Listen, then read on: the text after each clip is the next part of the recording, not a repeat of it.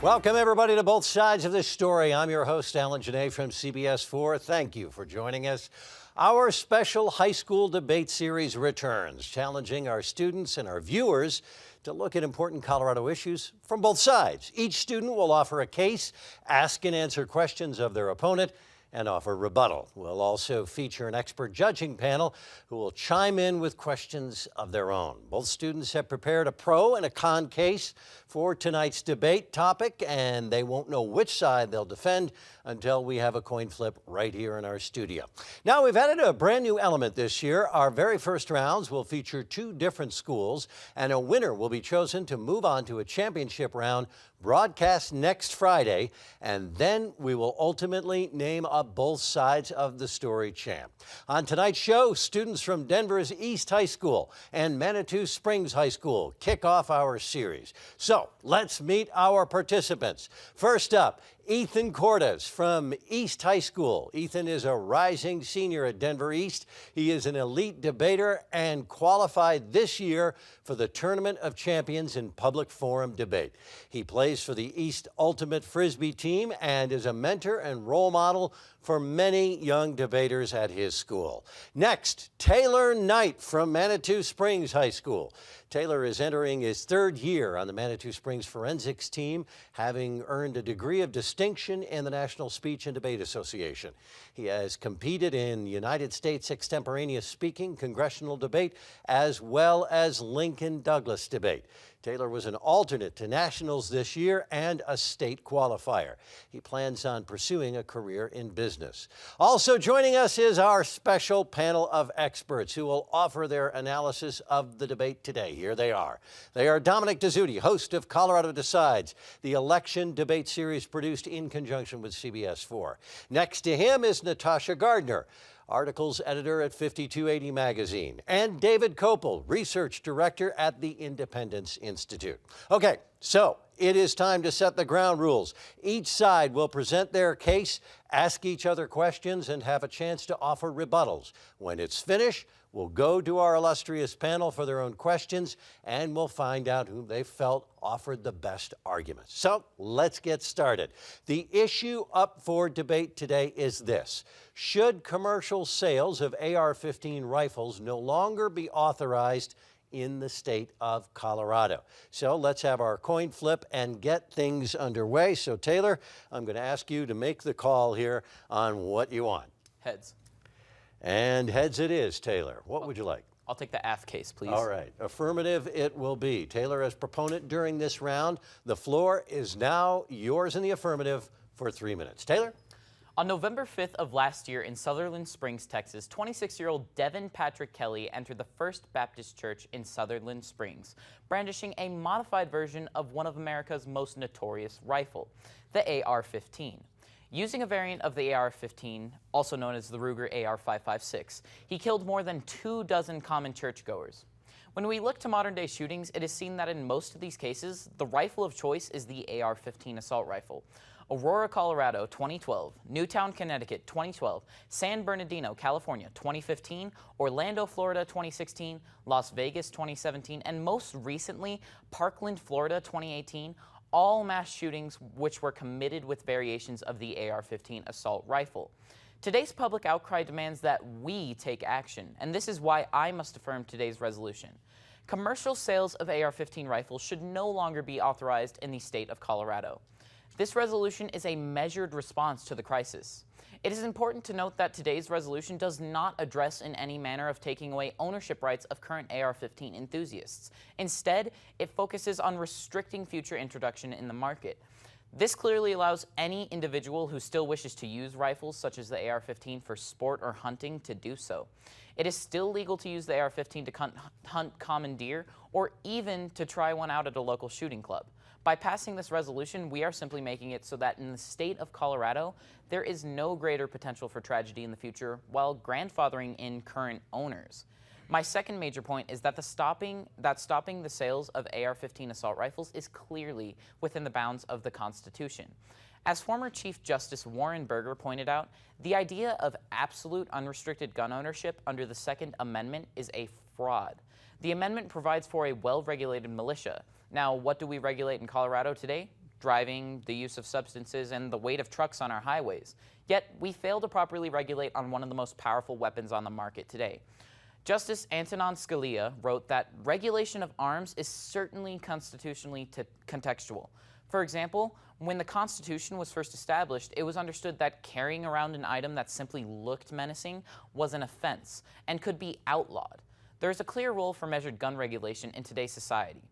Finally, it is important to realize that the AR-15 was never designed for commercial sales. The AR-15's designer, Eugene Stoner, noted, "I do not believe there is any place in the civilian world for a family of weapons that were born as an assault rifle." Even the original designer of the AR-15 agrees that these should not be commercially sold. These are military assault rifles and are intended to kill combatants, not students and churchgoers. This is a measured response to what has sadly become a crisis in our society, and we cannot do less than ban the commercial sales of AR-15s within Colorado. Tayler, thank you very much. And now, Ethan, you have 2 minutes for any questions and cross-examination. Again, should commercial sales of AR-15 rifles be no longer allowed or authorized in Colorado? Ethan? Excellent. So, Taylor, can you tell me how many crimes actually are committed by AR-15 assault rifles? Well, while there is, I don't currently have a statistic for how many crimes are currently committed with assault rifles, we can see that the most common rifle used amongst, high value like mass shootings in today's society are committed by AR-15s, as noted by the multitude of cases I stated in the early part of my case. Yeah, but don't those account for only like 2% of all crimes in the United States, and even less so in Colorado? Well, I mean, any lower crime can be noted as, a side effect of these still being allowed in Colorado. And when we look at these high-value cases, we can see that this case addresses them in some sort of manner. And while, yes, they may occur to only, say, 2% of the population with these mass shootings, we can see that any step towards the right direction is a good step to take. Yeah. I also wanted to talk about your whole idea about constitutionality. Isn't in the case in DC v. Heller, the Supreme Court concluded that only weapons that are dangerous and unusual can be banned. If AR-15s are so commonplace in Colorado and across America, how can they be considered unusual? Well, the idea is maybe that, yes, it's the unusuality when they are used in the wrong cases. It's unusual to use them incorrectly in that sort of sense, and therefore to use them as a crime. By allowing this really restriction to go through, we are making it so that individuals do not have more potential for crime, and that really it is less unusual because there is not that potential for crime out there as there are less guns in the market. And then another thing here, you talk about grandfathering in and how that's going to be allowed, correct? Yeah. Wasn't that a serious issue with the 1994 ban on assault weapons federally? Well, I feel like the issue with 1994 ban of assault rifles isn't like super relevant. And as I noted with my case on the Constitution in the past, how it really changes based on how the times change, we can see that the Constitution is very contextual. And that when we talk about grandfathering in a new era, it's because we need to do that right now and not base it on really sort of past issues. But I get where you're going with that sort of kind of statement. But if you allow all these owners to hold their guns that they already own, that's millions of assault rifles still on the market. So doesn't that mean like short term and even potentially long term, there's going to be no changes whatsoever? Well, simply the fact is within today's era that we cannot simply just take away the guns. We can't just simply outlaw them because there's no potential. There's going to be outbursts of rage and violence against that sort of ideal. So any step trying to, say, regulate them and not allow them to enter the market anymore is a good step in my opinion. So you're saying the Constitution prevents us from passing an effective ban on AR-15 rifles? Not necessarily, but I say that the Constitution really actually today's society more or less prevents us from actually having a consistent ban on all assault rifles. So, but if this ban is limited by the Constitution, you can't take away grandfathered-in weapons, shouldn't we make an effort to pass legislation that will actually make beneficial changes instead of allowing all these guns to continue to be on the market? Well, my idea in this resolution at a minimum is an effort to more or less make that more fluid, less rigid in that sort of sense, and allow us to take a step in that direction by starting with, just regulating the amount that is currently going in. Okay, I'll have to stop the cross-examination right there. So, Ethan, the floor is now yours to make the case in the negative for 3 minutes. Go ahead. The reason why this law shouldn't be passed is because this law would waste political capital. Political capital refers to the goodwill, trust, and influence that politicians build up with the public. This goodwill then acts as a kind of invisible political currency that lawmakers can spend on policy reform. But the amount of capital is limited. In Colorado, the political capital cost for gun reform is extremely high.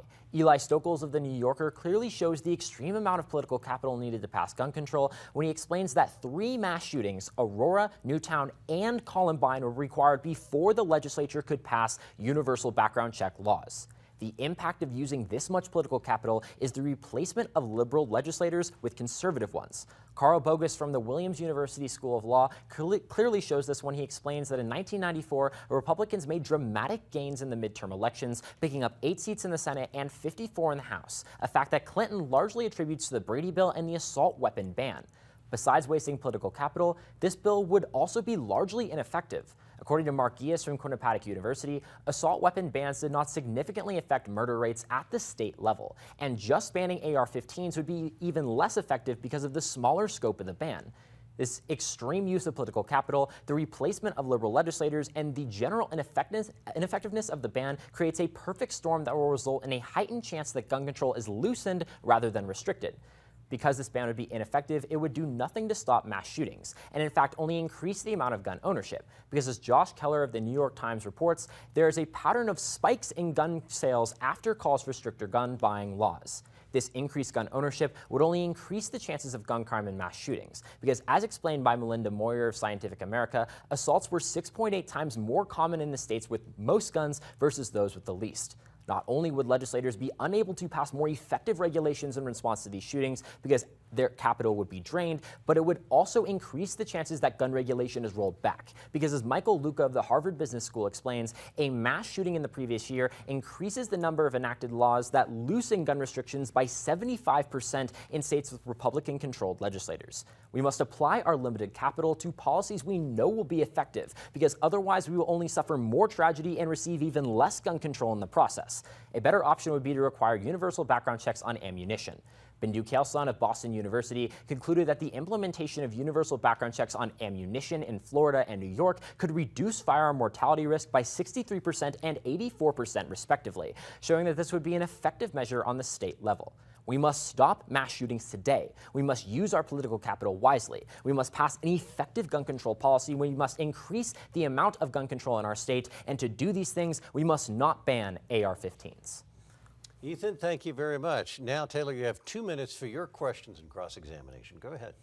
So now, Ethan, would you agree that any step towards some sort of reform is a right step in the direction to more or less universal gun ownership rights? I absolutely agree that any step is beneficial, but we need to see here that some steps are better than others. We can take a really small step towards success, which will largely be ineffective and result in just more shootings and wasted political opportunities, or we can take a very large step using the same capital and actually see real results.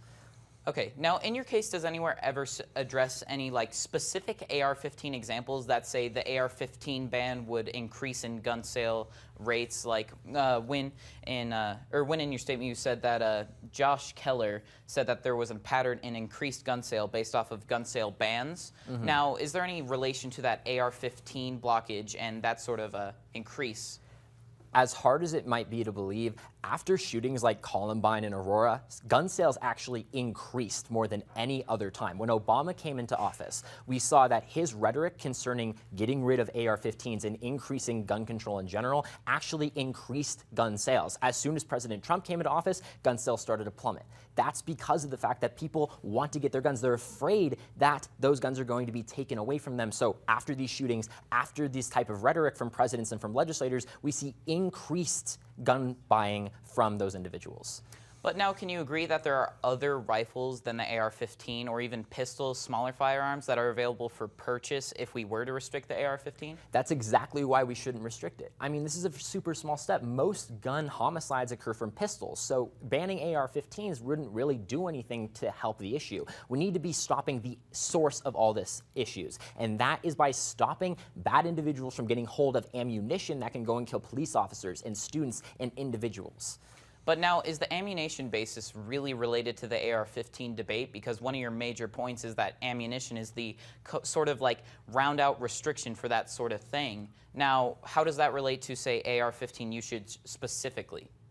So, I'm sorry, can you rephrase your question a little bit? Well, so what is your whole idea on the ammunition restrictions? How should we restrict ammunition properly in order to relate to this AR-15 topic? Okay, so currently in the state of Colorado, we have universal background check laws, right? You can't buy a gun if you don't pass a background check. That includes all private sales, all gun shows, all stuff like that. All I'm saying is you put those same type of requirements on buying ammunition. That prevents criminals from simply acquiring a gun illegally and then going out and buying a ton of ammunition legally. That would just, and again, Bindu Clausen tells us that that would decrease the amount of gun homicides by 84% if we apply that on the state level. Okay, so you believe that ammunition restrictions would be the key to, say, reducing homicides? Again, we have to take the correct step here. We only get one step to make right now because it's going to take a few more mass shootings until that political capital is rebuilt before we can actually pass more gun regulation. We need to make the right step. AR-15 banning, I mean, it's a good step, but it's not the biggest step we can take. That comes from restricting ammunition from those who's going to use it in a bad way. All right, I'll have to hold up the cross right there. So, Taylor, you now have 2 minutes for a rebuttal. Go ahead. Okay, so the main idea I want to address today is really the idea that the AR-15 banning of commercial sales is really just a correct step in the right direction. Now, when we look at the term mass shooting, it's exactly that, a mass shooting. And while it may only occur amongst 2% of the population, it has to be noted that it is at least a percentage of the population. And most of today's society's mass shootings are incurred with that AR-15 rifle. So by taking a step to get it out of those commercial sales, we can see that there's less availability for tragedy in the sense that we have no longer allowed more individuals to be able to commit such a tragedy. And just as Ethan stated in his rebuttal period, or when I asked him in the rebuttal period, yes, there are more rifles on the market, more pistols, more rifles on the market that are available for purchase besides the AR-15. And while yes, the AR-15 is an element of that, it's to be noted that you can use handguns and you can use other rifles to defend yourself, which is why a ban on the AR-15 is still able to be committed to because we do not have as many restrictions on the other rifles and handguns, and we are able to see that individuals are still able to defend themselves without the AR-15. Now, it's crucial that we are debating on the resolution of the AR-15 today, and it's not to be noted that we will look into any other topic such as. And in that sense, we are able to note that really the AR-15 can be restricted because of today's constitutional contextuality. Really, Ethan goes into a lot about background ammunition checks with the AR-15 and other rifles being able to restrict. However, the idea behind background ammunition doesn't quite relate to such a concept.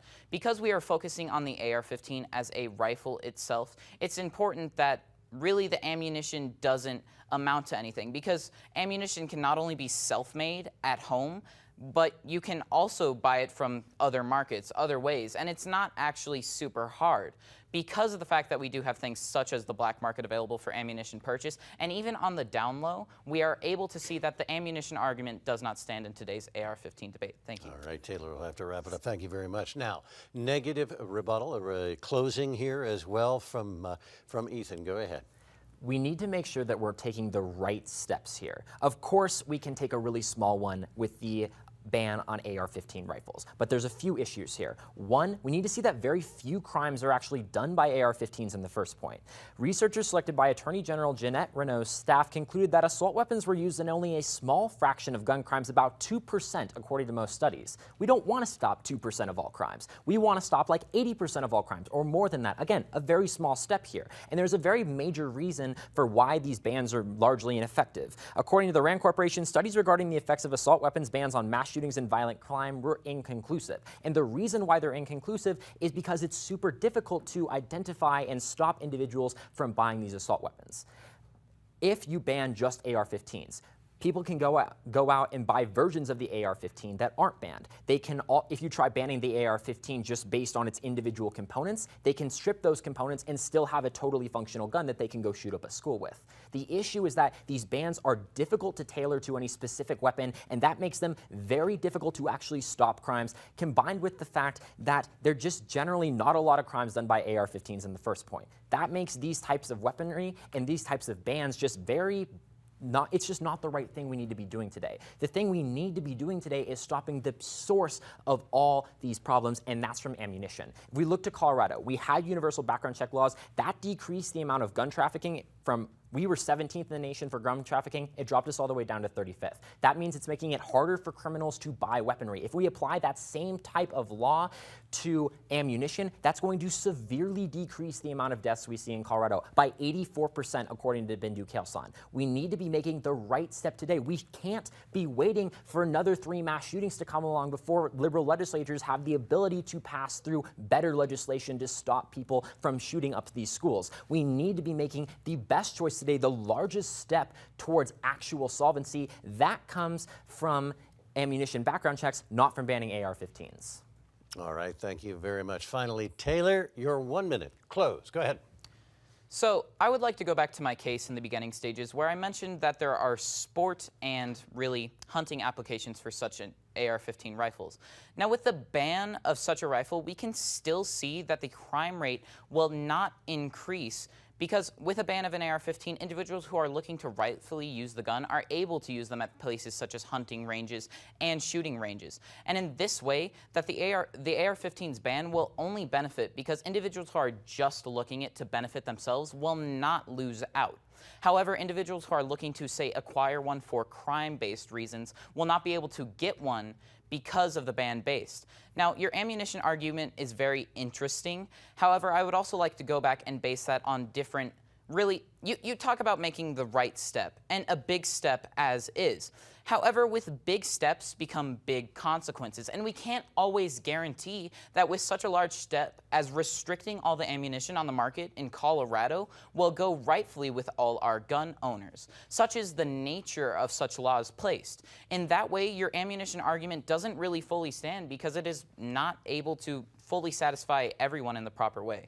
All right, Tayler, thank you very much. Ethan, thank you very much for that very spirited debate. Let's go now to our panel of experts and get their thoughts on what they saw. Dominic, take it away. Gentlemen, I think you both did a magnificent job. This is not an easy topic. With these experts next to me, I want to throw it to them for some questions. Tayler, we're going to start with you for a couple questions for you. David, you want to take our first one? And I concur with Dominic. This was very solidly argued on both sides. Tayler, I've got a question for you. You referred to the Armalite Model 15 as a military rifle. Which militaries in the world use that rifle?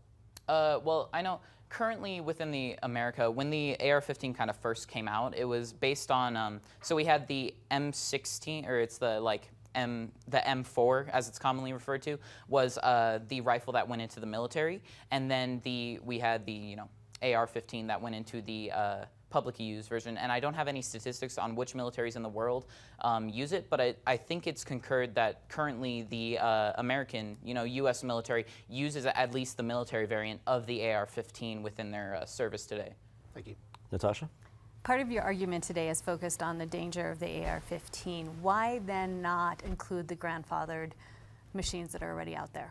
Well, because simply if they're already in possession, it's not that we should restrict the grandfathered machines as of right now, but it's a step towards kind of leaving them as is. Because we have these people who are already gun owners, if we just outright took it all away, we would have a massive problem on our hands, is simply the answer. And while yes, the grandfathering may be a problem that would be foreseeable, it is a simple step to almost prevent more crimes by restricting the AR-15s in such a way. And I have the final question, Tayler. You mentioned as part of your case that the designer of the original AR-15 did not believe it should be for commercial sales. Why does that matter? There's a lot of inventors that see their inventions go on to much different uses than what they designed for. Well, I like to imagine it like this. You design a car, but you don't design it to get anybody anywhere. What's the car doing? It's just sitting there. So if a designer designs something and they don't intend it to do something, then why should it ever even be out there? If the designer of the AR-15 wanted it to be used by civilians, then of course he would note that. However, he simply does not want to, so. Okay. Ethan, you're not off the hook. You're getting the questions next. David, a question for Ethan. Ethan, I wonder if you could elaborate a little bit on the feasibility of your ammunition check proposal, since when a person buys a gun, that's a one-time thing, but they might buy ammunition dozens of times for that same gun. Can you explain how you think the Colorado instant background check system could possibly be scaled up to something that would have to cover 20 or 50 times, perhaps more transactions than it currently does? Well, yeah, so the National Instant Criminal Background Check System takes minutes to do, right? It takes just, you plug in someone's name, it comes out with a background check about their criminal history, their mental state, any records that they might have. It takes only minutes. So even if it does have to compute like 50 times more data, of course we might put more money into the system, but it doesn't take that long anyways. It's not like you're waiting days for this information to come back to you over the mail. It's immediate, and so even if you're going into the store a lot to buy ammunition, it's just a few extra minutes onto your purchase. Thank you. Natasha. You spoke a lot about using political capital. If you're using political capital, why not make both big and small steps? Of course you could do that, but in today's round it very exclusively says AR-15s should be banned. And that small step, of course, the best possible scenario would be to combine them both. But unfortunately in today's round we are limited to just like one option or the other option. He's advocating for the banning of AR-15s, I'm advocating for another solution. The best option, of course, is to ban both, is to put universal background checks on ammunition and ban AR-15s, but we can't do that today. And my question, Ethan, would be based on that same political capital argument that you mentioned in the 2013 legislature, they passed a law and then the same little legislators lost many of their seats. But is there not times when that is worth it to pass a law that it could make differences over generations? Yeah, but it's exactly. You should be passing these laws that are going to make a big difference. But it's which hill are we going to die on today? Are we really going to die on this hill where the law that's going to come out of it is not going to save that many lives and it's not really going to do anything long term because people are just going to buy other weapons or going to modify their weapons? Or should we go another route that's going to actually save lives and going to really make a difference? Which hill are we dying on today? I'm going to choose the one where we save the most amount of lives. Alan, they've made our choice difficult. Give us a minute. We'll try to pick a winner. All right, we'll give you a moment to consider who you felt won this debate, and that'll give me a moment to let you know that this is one of 4 different debates we're presenting this spring. We'll be back with 8 more episodes this fall to check out as well. And to watch them all, you can go to cpt12.org. So panel, there is your, you had to do it quickly here, but I'm going to ask you for your decision. Go ahead, what do you have? Alan, like I said, it was tough. Really, it was funny as I was saying, okay, we've got to make a decision, and we're both, all three of us kind of looking at each other, waiting for us. So, fellas, this was a tight contest. I described kind of a 51-49, but congratulations, Ethan. We're going to give you the round. Both solid argumentation. I think just one more point that won the round. So congratulations. Thank you very much. All right, Ethan, thank you very much. That is Ethan Cordes from East High School. Congratulations to both you and Tayler Knight as well. You both gave our viewers a wonderful debate tonight. You both ought to be very proud. So you'll now go on to compete against the winner from our next debate featuring Cherry Creek High School and George Washington High School. And don't worry, we're going to see Tayler again in a special third-place match coming up next Friday at 9 o'clock. That's all we have time for in our program tonight. I want to thank our excellent students for accepting our challenge and participating in our debate. And I also want to thank our esteemed panel for sharing their thoughts. Finally, thank you for tuning in. It's the support of viewers like you and our sponsors that helps make this show a reality. This is the first of 4 episodes of Both Sides of the Story. Stay tuned tonight for our debate featuring Cherry Creek and George Washington High Schools, and tune in next Friday for our third place and championship rounds at 9 p.m. If you're looking for more information about this program or about the Colorado Decides debate series, you can go to our website at cpt12.org. And you can catch me every morning on CBS 4 for all the latest news and information about this year's election and the big issues. For everyone here at Colorado Public Television, I'm Alan Janae. Thanks for watching, everybody. That is Both Sides of the Story.